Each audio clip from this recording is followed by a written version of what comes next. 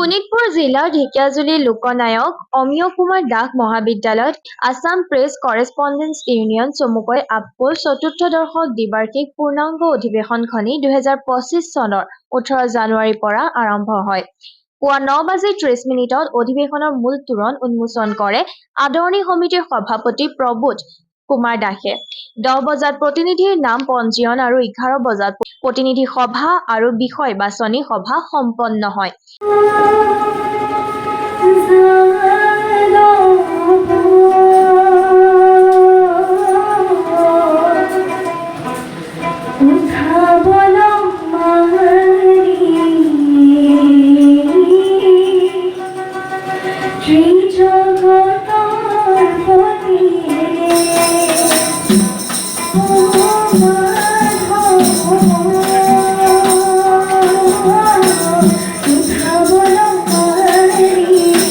প্ৰতিনিধি সভাত আপকোৰ পুৰণা সমিতি ভংগ কৰি নতুন কাৰ্যনিৰ্বাহক সমিতি গঠন কৰা হয়। বিগত কাৰ্যকালৰ সভাপতি স্বপন কুমাৰ ৰাভা পুনৰ সভাপতি নিৰ্বাচিত হৈছে।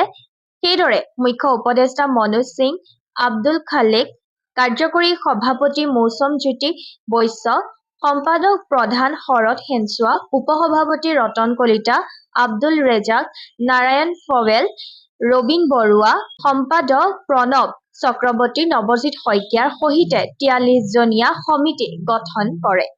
হয়, নিশ্চয়।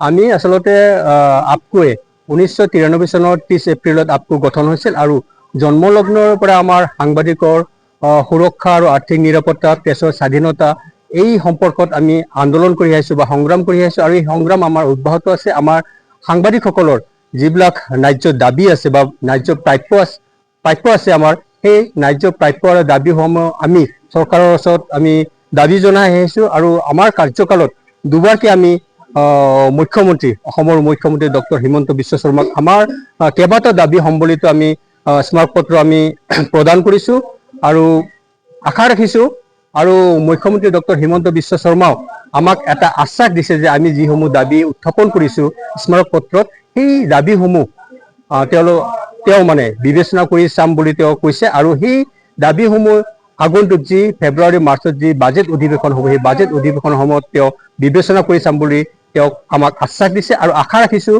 ডক্টৰ হিমন্ত বিশ্ব শৰ্মা ডাঙৰীয়াই আমাৰ যিসমূহ দাবী, সেই দাবীসমূহ পূৰণ কৰিব বুলি আমি আশাবাদী।